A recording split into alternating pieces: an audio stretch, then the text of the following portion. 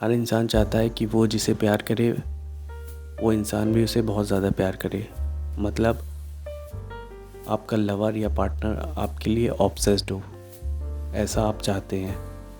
और ओसीडी का पहला लेटर ही ऑब्सेशन है, और जहाँ ऑब्सेशन है ओसीडी में, वहीं सी फॉर कंपल्शन भी है।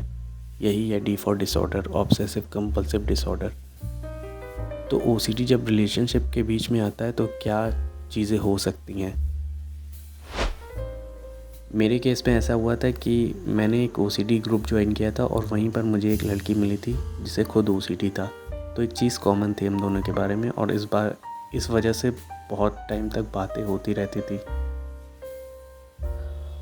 और इन्हीं सब के चलते मैं शायरी लिखने लगा।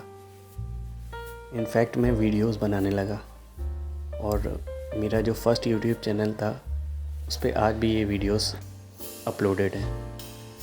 उस वक्त मुझे पता भी नहीं था ओसीडी होता क्या है। ओसीडी पे मैंने बहुत बाद में चैनल बनाया जब मैंने इसको डिकोड कर लिया था।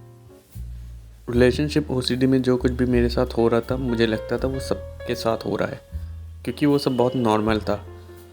बस एक चीज़ थी, एक कंपल्शन था जो बहुत अजीब हो रहा था, और वो मैं सोच रहा था ऐसा मैं क्यों करता हूँ। उसके बारे में आगे बात करूँगा। तो अब बात करते हैं एग्जैक्टली रिलेशनशिप या आरओसीडी में होता क्या है। होता वही है जो हर तरह के ओसीडी में होता है, ऑब्सेशन और कंपल्शन।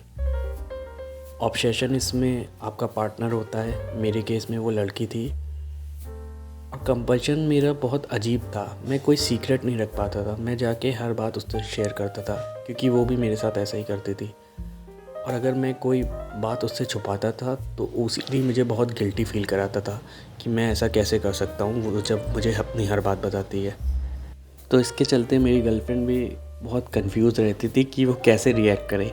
एक तरफ तो बहुत खुश होती थी वो कि मैं उसके साथ हर बात शेयर करता हूँ, मैं कितना लॉयल हूँ। और दूसरी तरफ वो मुझ पर गुस्सा भी करती थी, क्योंकि मैंने जो बात उसको बताई होती थी उसके बाद थोड़ी बहुत लड़ाई आर्गुमेंट होती ही थी। तो ये बहुत अजीब हो जाता था हम लोगों के साथ।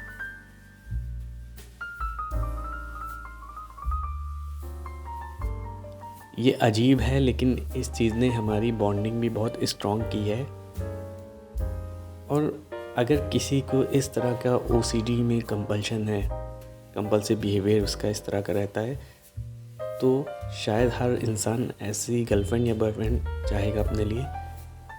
क्योंकि अगर इस तरह का ओसीडी होगा तो कोई भी बेवफाई नहीं कर सकता है, और सबको ऐसे ही पार्टनर चाहिए, राइट।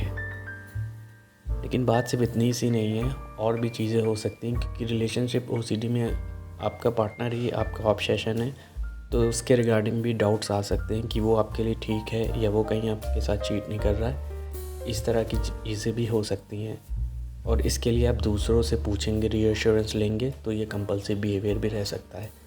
और ये भी मेरे साथ कुछ हद तक होता था। अब अगर आप गौर करो तो रिलेशनशिप ओसीडी सिर्फ उन लोगों को हो सकता है जो एक्चुअली में अपने रिलेशन को या अपने पार्टनर को लेके सीरियस हैं, राइट। तो ये एक अच्छी बात है। बट मैं कभी रिलेशनशिप ओसीडी को लेके सीरियस रहा ही नहीं, क्योंकि मेरे लिए कभी ये एक प्रॉब्लम था ही नहीं। इनफैक्ट इस नोक झोंक की वजह से मेरी बॉन्डिंग बहुत स्ट्रॉन्ग हो गई। She is still my friend and she came India, we met. She is not from India by the way. तो अब मैं रिलेशनशिप ओसीडी के बारे में सॉल्यूशन क्या दे सकता हूँ, क्योंकि मेरे लिए तो ये कभी प्रॉब्लम था ही नहीं। हाँ, थोड़े डाउट्स आते थे, शायद और लोगों को भी उस तरह के डाउट्स आएंगे रिलेशनशिप ओसीडी में। बट मैं एक चीज़ कहना चाहता हूँ कि किसी भी तरह का ओसीडी हो, वो आपको कुछ सिखा के जाता है। रिलेशनशिप ओसीडी भी आपको कुछ सिखा के जाएगा। एक अच्छी अंडरस्टैंडिंग, अच्छी बॉन्डिंग क्रिएट कर सकता है, अगर आप लोग समझदारी से काम लो तो ये मैंने इससे सीखा है। तो अब मेरा उन लोगों से सवाल है जिनके गर्लफ्रेंड, बॉयफ्रेंड या पार्टनर को रिलेशनशिप ओसीडी है।